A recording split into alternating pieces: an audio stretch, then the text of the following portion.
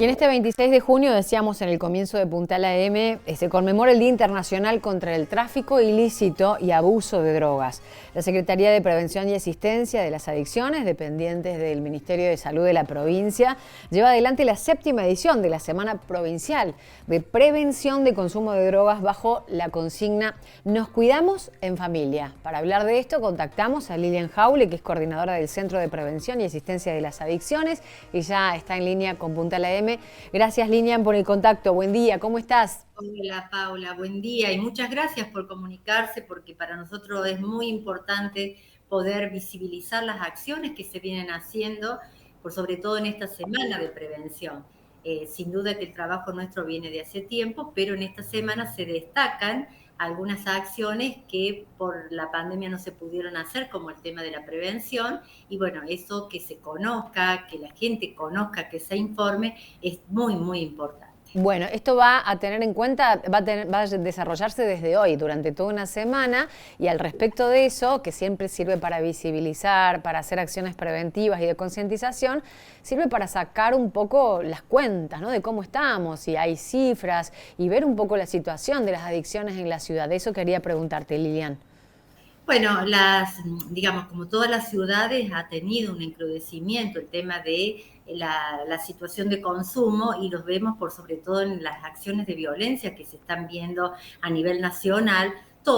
Casi todas están vinculadas con un consumo de sustancia, o por ajuste de cuenta, o por consumo propiamente dicho, o por el narcomenudeo, que es lo que se ve habitualmente entre los jóvenes. Y bueno, eso es un tema que lamentablemente para nosotros, desde los datos nuestros en la recepción de los casos propiamente dicho, lo vemos como en aumento. No quita eso de que esta situación haya estado siempre y que a lo mejor se haya disimulado de otra manera, pero ahora es muy evidente y lo estamos sufriendo todos los vecinos, ya sea por arrebato, ya sea por robos, y nosotros en nuestro caso como centro asistencial, muchos de los casos derivados de la justicia, que tienen que ser asistidos por la problemática de las adicciones, aparecen vinculados a la violencia familiar, a la violencia callejera, y bueno, esto es también un mapa de presentación que tenemos hoy como ciudad.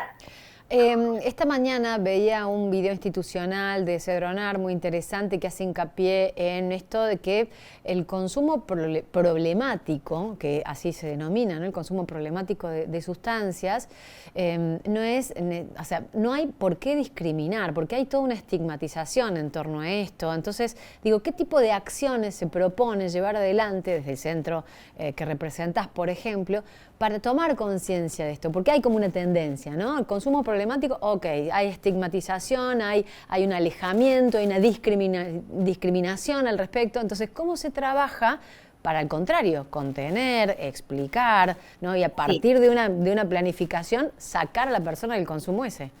Sí, fundamentalmente porque estamos hablando de una enfermedad, no estamos hablando de, como se decía tradicionalmente, un vicio o un problema vinculado a una clase social.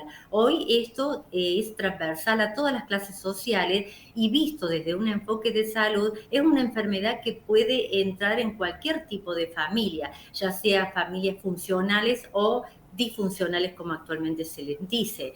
Por sobre todo en esto, el lema, trabajar en familia, prevenir en familia, para nosotros es fundamental, y hasta te diría que el éxito de los tratamientos es el 90% esta parte familiar que acompaña este proceso que nosotros en los tratamientos, que lo que estamos brindando desde aquí es un tratamiento ambulatorio, se trabaja a lo mejor en 1 o 2 veces a la semana con el paciente, pero el resto del tiempo depende totalmente de cómo la familia acompaña, cómo la familia interpreta la enfermedad y cómo la familia en esto tampoco se transforma en la coadicción, que significaría justamente hacer acciones o generar acciones que en vez de ayudar a la salud, siguen fortaleciendo el tema del consumo. Por ejemplo, esas coacciones, si pudiéramos ejemplificar para esclarecer, ¿cuáles serían?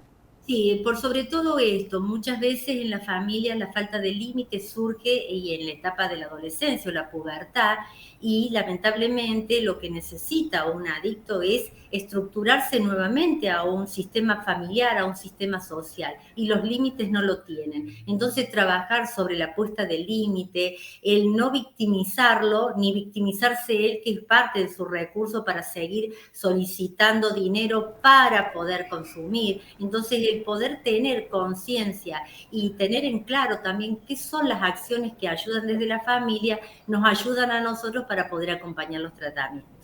La semana, sí, perdón. Que es muy importante esto, el poder hablar con el paciente, el poder hablar con el familiar, el poder hablar con los adolescentes.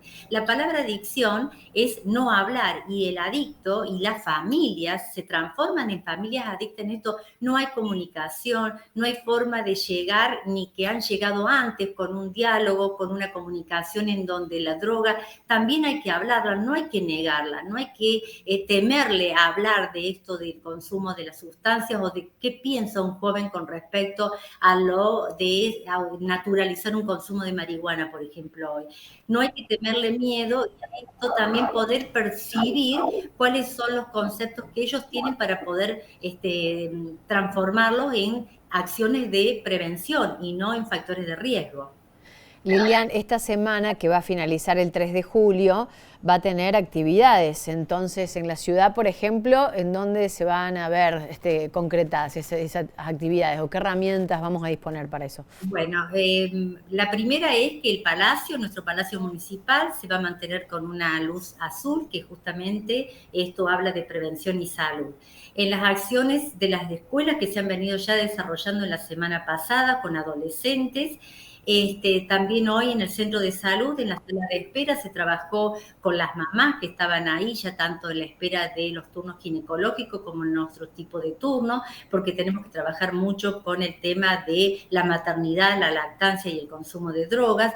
Y el día jueves también va a haber una intervención en la plaza de la municipalidad, acompañada con otras organizaciones, para entregar folletos y recordar que nosotros seguimos estando aquí en el cuarto piso de la 25 de mayo para ofrecer un servicio universal, gratuito y un tratamiento ambulatorio para toda la población de Río Cuarto.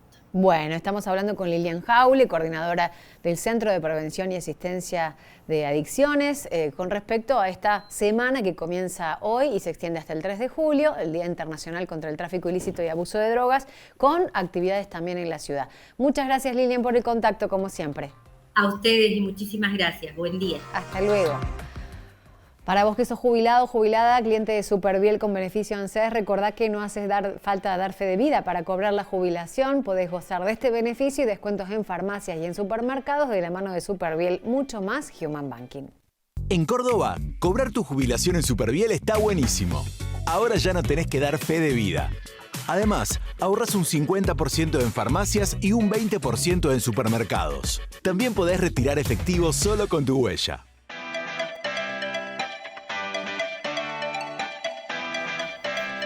...16 grados la temperatura a esta hora del mediodía ya, ¿no? Porque estamos pasados ya de mediodía, 6 minutos, y nos vamos a ir encontrando con vos mañana cuando nos volvamos a poner todos en contacto.